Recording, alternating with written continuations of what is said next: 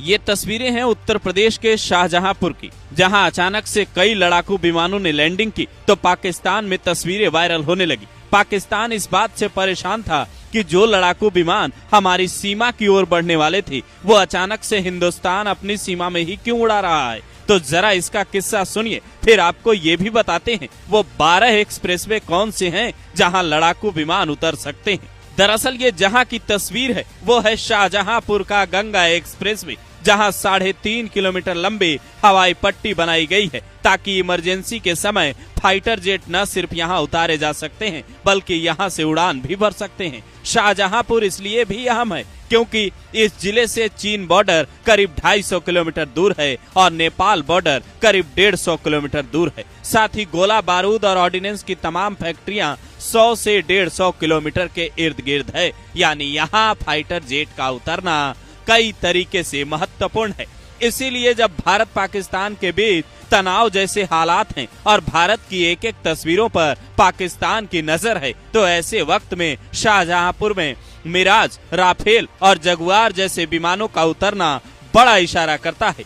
AN-32 लड़ाकू विमान ने एक्सप्रेसवे पर टच एंड गो किया, फिर दूसरे विमान ने एक्सप्रेसवे पर लैंड किया, लेकिन जैसे ही वो आगे बढ़ता हवा की गति इतनी तेज थी कि पायलट को विमान का रुख हवा की दिशा में मोड़ना पड़ा। क्यों अहम है गंगा एक्सप्रेसवे? मेरठ से होकर प्रयागराज तक जाने वाला ये एक्सप्रेसवे शाहजहांपुर की जलालाबाद तहसील से पेरू गांव होते हुए गंगा के किनारे से गुजरा है, जिसकी लागत है करीब 36,230 करोड़ रुपए और इसकी लंबाई है करीब 594 किलोमीटर। साल 2021 में पीएम मोदी ने इसकी नींव रखी तो आसपास के इलाकों की जमीनों के दाम बढ़ने लगे।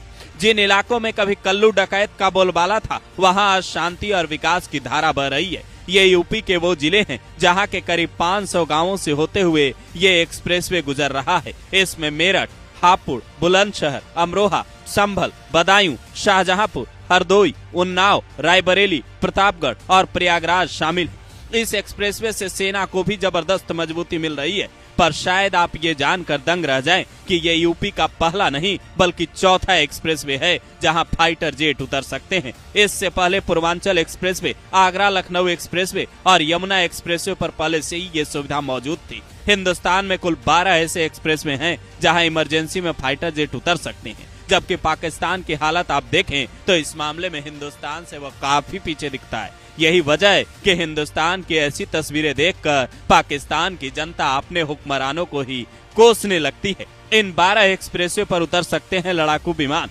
पहला यमुना एक्सप्रेसवे, दूसरा पूर्वांचल एक्सप्रेसवे, तीसरा लखनऊ आगरा